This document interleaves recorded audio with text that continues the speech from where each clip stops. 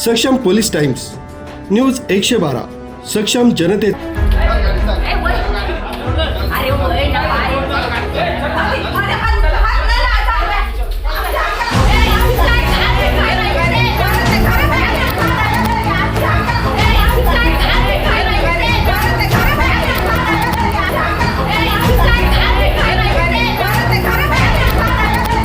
मला घरामध्ये शिरून यायनं मारलं. मी आंघोळ करून बाहेर येत होते, जंपरचे बटणं घालत होते. नाशिक शहरातील प्रस्तावित रिंग रोड प्रकल्पावरून नाशिक तालुक्यातील मातोरी आणि मुंगसरा परिसरात आज सकाळी मोठा तणाव निर्माण झाला।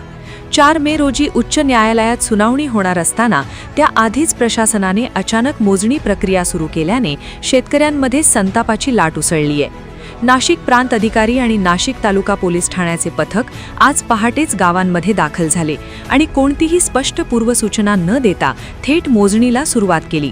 स्थानिकांचा आरोप आहे की केवळ 1 मेच्या सायंकाळी व्हॉट्सॲपवर नोटीस पाठवून प्रशासनाने आपली जबाबदारी झटकली।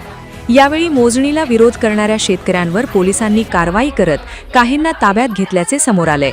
इतकेच नाही तर काही शेतकऱ्यांच्या घरातील सदस्यांना मारहाण करण्यात आल्याचा धक्कादायक आरोपही करण्यात आला आहे।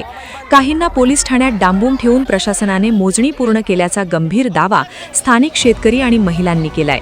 मलदोंडीराम खिरकाडे, मी सकाळी आंघोळ करून बाहेर आले, कपडे घालीत होते, माझ्या मुलाला धरलं, घरामध्ये मारायला लागले, म्हणून मी तशीच ब्लाऊजला बटन लावीत आले, तिकडून तो पवनदाता आला आणि माझ्या त्यांनी हातावर काठी मारली।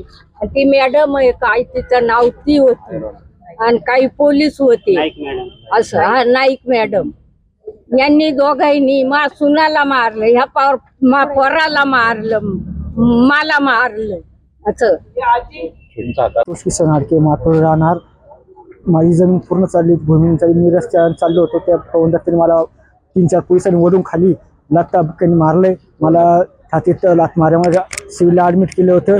मला अटॅकचा स्ट्रोक आलेला आहे, मला ॲडमिट केलेलं आहे, हे सलाईन दिलं, मला त्रास व्हायला छातीत।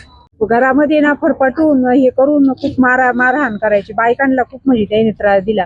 पवनदत्ता आहे ना असा काठी फिरवायचा नुसता बायकांवरती, इतका म्हणजे नालायक माणूस येतो, मी तर सांगते। हा इथं मारलंय, पाठीला मारलंय, माझ्या 4-5 जणींना धरलं होतं त्या पोलिसने, काट्यामध्ये लुटून दिलं। या संपूर्ण प्रकारात महिलांनाही पोलिसांकडून धक्काबुक्की आणि मारहाण झाल्याचा आरोप होत असून त्यामुळे परिसरात प्रचंड रोषाचे वातावरण निर्माण झाले।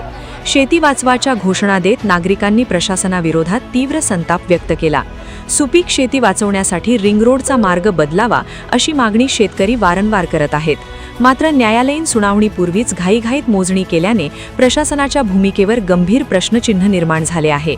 या घटनेची प्रशासनाने दखल न घेतल्यास येत्या सोमवारी 4 मे रोजी जिल्हाधिकारी कार्यालयासमोर तीव्र आंदोलन छेडण्याचा इशाराही देण्यात आला आहे।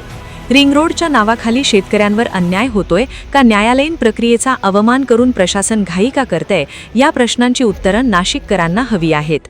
पुढील काही दिवसांत हा संघर्ष आणखी पेटण्याची चिन्हे स्पष्ट दिसत आहेत।